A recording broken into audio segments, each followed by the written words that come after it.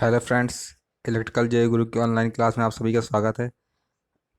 आज के इस वीडियो में हम लोग 25 महत्वपूर्ण प्रश्न और देखने वाले हैं।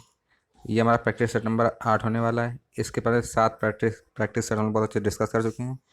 इसमें जो क्वेश्चन दिए गए हैं वो आने वाले आपके सभी एग्जाम में बहुत ही महत्वपूर्ण होने वाले हैं। तो आइए शुरू करते हैं। सबसे पहला क्वेश्चन हमारी स्क्रीन पे ये रहा। इसमें हमसे कहा गया है mutual inductance between two coil is 4 Henry. दो कॉइलों के बीच में म्यूचुअल इंडक्टेंस की अगर हम बात करें, एम बराबर को कितना दिया गया है, कितना 4 हेनरी, या एल हमें हमको कितना दिया गया 4 हेनरी दिया गया है। And the change rate of current दी गई है 2 ampere per second. The EMF induce यानी कि ई की वैल्यू हमसे पूछी गई है। तो ई बराबर डायरेक्ट हम लोग फॉर्मूला जानते हैं L/di/dt। ई बराबर क्या होता है L/di/dt। अगर हम फॉर्मूला लगाएंगे यहाँ पे देखिए, ई बराबर L/di/dt। एल की वैल्यू हमको 4 दी गई है, कितनी 4 di/dt हमको दिया गया है 2। 4 दूना 8, 8 वोल्ट हमारा आंसर हो जाएगा। यानी कि ऑप्शन नंबर ए हमारा बिल्कुल सही होगा। पहले का ए नंबर बिल्कुल सही होगा। चलिए आगे बढ़ते हैं। क्वेश्चन नंबर 2 हमारा ये रहा। इसमें हमसे कहा गया है the EMF induced in a coil of N turns. कितने टर्न है, एन टर्न है, ठीक है। Is given by according to Lenz law. Lenz का नियम क्या कहता है हमारा, एल बराबर माइनस का N d∅/dt। N d∅/dt किसका था, नियम था। अगर हम बात करें, ई बराबर N d∅/dt किसका नियम था, फैराडे का नियम था।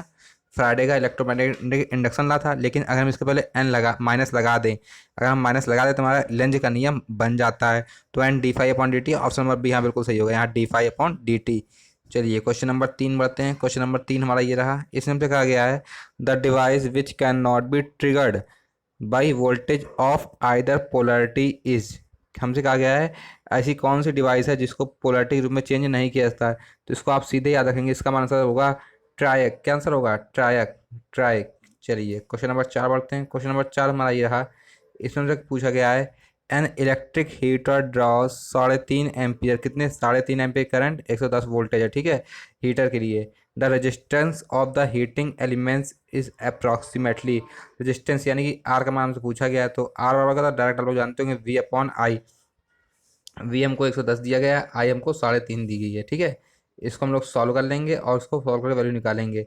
5×7 = 35, 5×2 = 10, 5×2 = 10, 220/7, 7×1 = 21, 38.5 लमसम आएगा, 38.5 लमसम आएगा। हमारा ऑप्शन नंबर डी बिल्कुल सही होगा। क्वेश्चन नंबर 4 का हमारा डी नंबर सही होगा। इंग्लिश देख के आपको बिल्कुल भी घबराना नहीं है। क्वेश्चन नंबर 5 चलते हैं हम लोग। क्वेश्चन नंबर 5 हमारा ये रहा। इसमें हमसे कहा गया है इफ 750 माइक्रो एम्पियर, आई बराबर हमको 750 माइक्रो एम्पियर और 11 किलो ओम का रेजिस्टेंस दिया गया है। वोल्टेज ड्रॉप पूछ रहा है, रेजिस्टेंस का क्रॉस कितना होगा। तो जानते हैं वी बराबर का हमारा I/R। आई की वैल्यू हमको कितनी दी गई है, 750 माइक्रो एम्पियर। इसको अगर हम लोग बदलेंगे एम्पियर में, गुणे 10⁻⁻6 करेंगे। और आर हमको दिया 11 किलो ओम। इसको हम लोग किलो में, ओम में बदलेंगे, 10 कितने होगा, 3 से गुणा करेंगे और 10⁻⁻6, 10⁻+3, कितना 10⁻3 हो जाएगा। यानी कि बटे हम इसको 1000 कर दें, हमारा 10 आंसर आ जाएगा। जब इसको सॉल्व करेंगे कितना मिलेगा, देखिए 11×5 = 55, 11×7 = 77 और 5 82/100, कितना 82/100, यानी कि 8.25 वोल्ट। और नंबर डी हमारा बिल्कुल सही होगा, ठीक है। डी नंबर सही होगा, इसको आप सॉल्व करेंगे इतना आपको मिल जाएगा। चलिए आगे बढ़ते हैं। Question number 6। क्वेश्चन नंबर 6 हमारा ये रहा। इसमें हमसे कहा गया है if two capacitance C1 C2 are connected in parallel equivalent capacitance is given by। अगर हमारे पास दो कैपेसिटर हैं C1 C2, कैसे जुड़े हुए हैं आपस में, पैरेलल में जुड़े हुए हैं, पैरेलल में जुड़े हुए हैं। तो इनका हम लोग क्या करते हैं, जब पैरेलल में कैपेसिटर जुड़ते हैं तो सीधे रेजिस्टेंस की तरह जुड़ते हैं, सीरीज तरीके। यानी कि C = C1 + C2 आएगा। हमारा ऑप्शन नंबर सी बिल्कुल सही होगा। इक्विवेलेंट इसका मान C = C1 + C2 होगा, ठीक है। आगे बढ़ते हैं। क्वेश्चन नंबर 7 हमारा ये रहा। इसमें से कहा गया है if the coefficient of coupling between two coils is increase. यानी कि हम जानते हैं कॉफिशिएंट क्या था, एम बराबर K/√L1 L2 होता है, सब लोग जानते होंगे। एम बराबर K/√L1 L2 होता है। अगर के का मान बढ़ रहा है, कॉफिशिएंट कपलिंग का मान बढ़ रहा है, तो म्यूचुअल इंडक्टेंस भी हमारा क्या होगा, बढ़ेगा, क्योंकि इसके डायरेक्टली प्रोपोर्शनल है। तो इज इंक्रीज, म्यूचुअल इंडक्टेंस का मान भी बढ़ेगा, यानी कि ऑप्शन नंबर बी हमारा बिल्कुल सही होगा। चलिए क्वेश्चन नंबर 8 चलते हैं। क्वेश्चन नंबर 8 हमारा ये रहा। इसमें हमसे कहा गया है when a series RL circuit connected to a voltage source. क्या है, कैसा सर्किट, एक रेजिस्टेंस लगा हुआ है, उसका इंडक्टेंस लगा हुआ है, किससे जुड़े हुए हैं, एक कांस्टेंट वोल्टेज सोर्स से जुड़े हुए हैं। किससे, वोल्टेज सोर्स से जुड़े हुए हैं, ठीक है। और टी बराबर जीरो पूछ रहा है, टी बराबर जीरो पे हमसे पूछ रहा है, तो टी बराबर जीरो पे जो हमारा इंडक्टर होता है वो कैसा बिहेव करता है, ओपन सर्किट की तरह बिहेव करता है। किसकी तरह की, ओपन सर्किट की तरह बिहेव करता है। अगर हम इसके क्रॉस क्या करेंगे, इसके क्रॉस कितनी करंट जाएगी, इंडक्टर के क्रॉस टी बराबर जीरो पे जब ओपन सर्किट है तो कोई भी करंट नहीं जाएगी, यानी कि सी नंबर हमारा बिल्कुल सही होगा। क्वेश्चन नंबर 8 में का हमारा सही सही होगा। ठीक है, क्वेश्चन नंबर 9 चलते हैं। क्वेश्चन नंबर 9 हमारा ये रहा, इसमें तो कहा गया है if an R L C circuit the phase difference between applied to voltage and circuit current will increase if.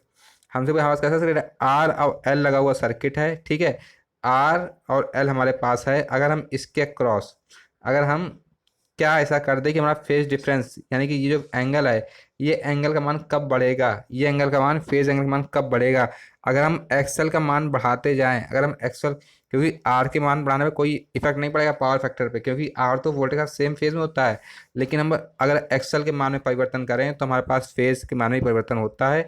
इसलिए अगर हम एक्सएल का मान बढ़ाएंगे तो फेज डिफरेंस भी बढ़ता हुआ चला जाएगा, यानी कि 90 का ए नंबर बिल्कुल सही होगा।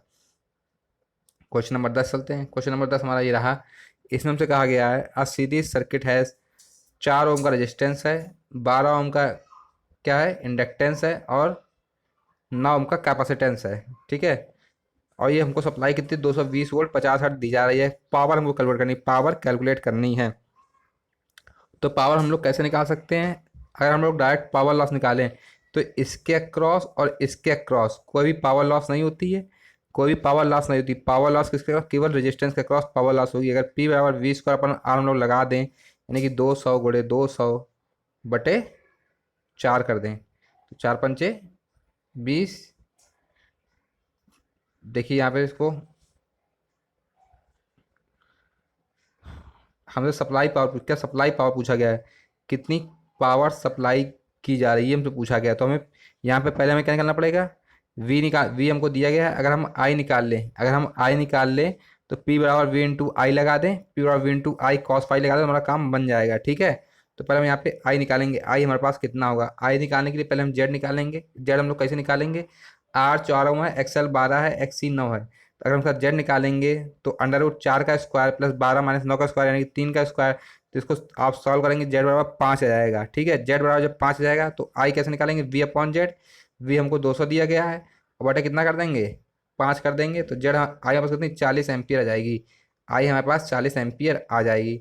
जब आई हमारे पास 40 एम्पियर आ गई, अगर हम कॉस फाई की वैल्यू निकालेंगे, कॉस फाई की वैल्यू निकालेंगे तो आर अपॉन जेड, आर हमारे पास 4, 4 और जेड कितना आया 5, 4/5। अब हमें सब चीज़ मालूम है, पी बराबर वी आई कॉस फाई लगा देंगे। वोल्टेज हमको 200 वोल्टेज दिया गया है, वोल्टेज हमको कितना दिया गया है, 200 वोल्टेज दिया गया है। देखिए पी बराबर 200, आई के मान हमने कितना निकाला था अभी, 40, 5 20। ठीक है, आई का उन्होंने 40 निकाला था, कॉस फाइव में पास 4/5 आता है। इसको आप सॉल्व करेंगे, 4 पंचे 20, 5 को 20 दूना 40, 40। कहाँ गलती हो रही इसमें, कैलकुलेशन को थोड़ा करेक्ट करेंगे। पी बराबर पास होगा, अगर वी की बात करें, वी हमको 200 दिया गया है, आई हमको दिया गया है 40, कॉस फाइव 4/5, 4/5, 5 × 40, 8 दूनी 16 जगह 64, 100 वाट आएगी। कितनी, 64, 100 वाट आएगी। इसको आप सॉल्व करेंगे।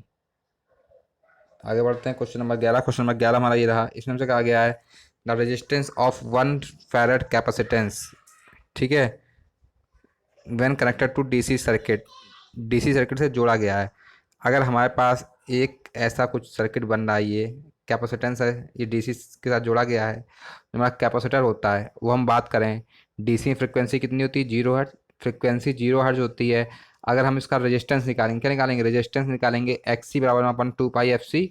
अगर एफ हमारा नीचे आएगा, फ्रिक्वेंसी हमारी नीचे आएगी, तो क्या होगा, अगर एक्स सी की बात करेंगे 1/2 पाई एफ सी, यानी कि एफ पकड़ेंगे 0, 1/0 यानी कि इन्फिनिटी, तो रिएक्टेंस का कितना आएगा, इन्फानाइट आएगा, हमारे पास इन्फानाइट आएगा। ऑप्शन नंबर 11 का ए नंबर सही होगा। आगे बढ़ते हैं, क्वेश्चन नंबर 12।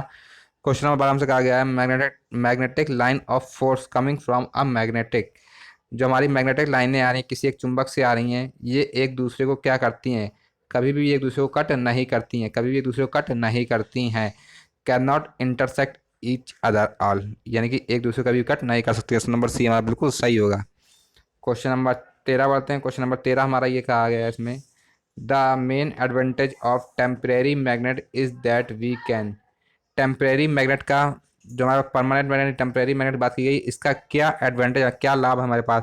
देखिए हमारे पास अगर टेम्परेरी मैग्नेट होगा तो हम फ्लक्स को अपने हिसाब से एडजस्ट कर सकते हैं, घटा बढ़ा सकते हैं, उसमें करंट के मान को फ्लो करके, करंट के मान को घटा बढ़ा करके हम लोग फ्लक्स के मान को परिवर्तित कर सकते हैं।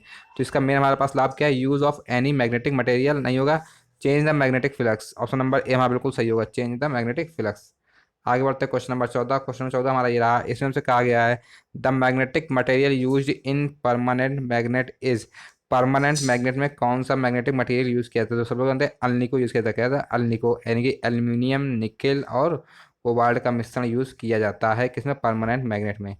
ठीक है, ऑप्शन नंबर डी हमारा बिल्कुल सही होगा। क्वेश्चन नंबर 15 बढ़ते हैं। क्वेश्चन नंबर 15 हमारा ये रहा है, इसमें से कहा गया है hysteresis is the phenomena in the magnetic circuit by which, hysteresis जो होता है, हिस्टेरेसिस कर्व हमारा किसके बीच, बी और एच के बीच में हमारा हिस्टेरेसिस कर्व बनता है, किसके किसके बीच में, बी और एच के बीच में हमारा हिस्टेरेसिस कर्व बनता है। ठीक है, तो इसमें कह रहा है कि ऐसा कौन सा गुण होता है इसमें, ऐसा क्या होता है इसमें, तो हम हमेशा कहेंगे जो बी है हमारा लीड कर रहा है किससे, एच से, यानी कि एच लैग कर रहा है किससे, बी से।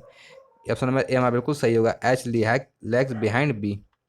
क्वेश्चन नंबर 16, क्वेश्चन नंबर 16 हमारा ये रहा, इसमें से कहा गया है a circuit has inductance of 2 Henry, in the circuit current change at the rate of 10 ampere per second, the self induced EMF E बराबर L D I upon D T, L हमको 2 दिया गया है, D I upon D T हमको 10 दी गई है, यानी कि 20 वोल्ट।